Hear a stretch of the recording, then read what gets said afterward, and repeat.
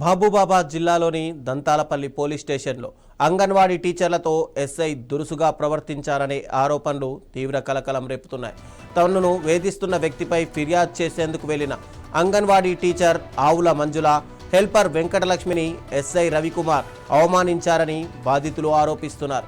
ఇక బాధితుల కథనం ప్రకారం గత 3 ఏళ్లుగా నరేష్ అనే వ్యక్తి తమ వ్యక్తిగత వీడియోలు, బాత్రూంకు వెళ్లే దృశ్యాలను చిత్రీకరిస్తూ వేధిస్తున్నాడని ఈ నెల 1న పోలీసులకు ఫిర్యాదు చేశారు.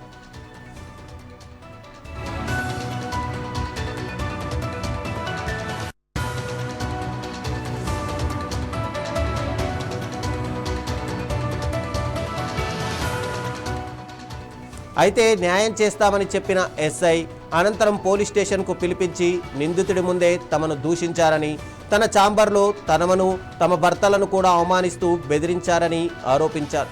ఈ ఘటనతో తీవ్ర మనస్తాపానికి గురైన మంజుల స్పృహ కోల్పోయిందని కుటుంబ సభ్యులు తెలిపారు. నరేష్తో పాటు ఎస్ఐ రవికుమార్పై కఠిన చర్యలు తీసుకోవాలని బాధితులు డిమాండ్ చేస్తున్నారు. ఎస్ఐని వెంటనే సస్పెండ్ చేయకపోతే ఆత్మహత్య శరణ్యమని హెచ్చరిస్తూ తొర్రూరు సిఐకి వినతి పత్రం అందజేశారు.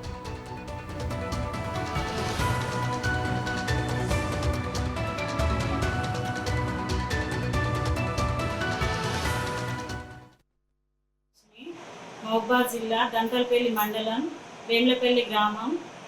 నేను దొనకొండలో అంగన్వాడీ హెల్పర్గా డ్యూటీ చేస్తున్నాను. గత 3 సంవత్సరాలుగా బోయి నరేష్ అనే అబ్బాయి దొనకొండ గ్రామానికి చెందిన వ్యక్తి మమ్మల్ని మానసికంగా బాగా టార్చర్ చేస్తున్నాడు. మా మనోభావాలు దెబ్బతినే విధంగా అంగన్వాడీ సెంటర్లో నేను, మా టీచరు ఒంటరిగా ఉన్న సమయంలో వచ్చి మా పర్సనల్ వీడియోస్ తీయడము, వాష్రూమ్స్ పోయినప్పుడు వీడియోస్ తీయడము, డ్రెస్ చేంజ్ చేసుకుంటుంటే వీడియోస్ తీయడం జరిగింది. ఇట్లా జరుగుతుందని చెప్పేసి మేము ఎస్ఐ గారికి 1వ తారీఖు రోజు శనివారం రోజు మేము పిటిషన్ రాసివ్వడం జరిగింది.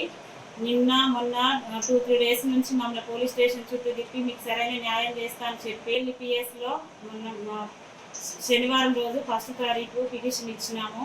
ఎస్ఐ సార్ గారు మాట్లాడి మీకు న్యాయం చేస్తా అని చెప్పి 3-4 రోజులు స్టేషన్ చుట్టూ తిప్పించిన తర్వాత ఈరోజు మమ్మల్ని స్టేషన్కి పిలిపించి వాళ్ళ ముందు మమ్మల్ని బెదిరించుకుంటూ మా వ్యక్తిగత విషయాల గురించి, నా భర్త విషయంలో నా విషయం గురించి మాట్లాడుతూ మా కేసు మీరు ఏం చేసుకుంటారో చేసుకోండి, దిక్కున్న కాడ చెప్పుకోండి అని చెప్పి మమ్మల్ని బెదిరింపులకు గురి చేస్తున్నారు.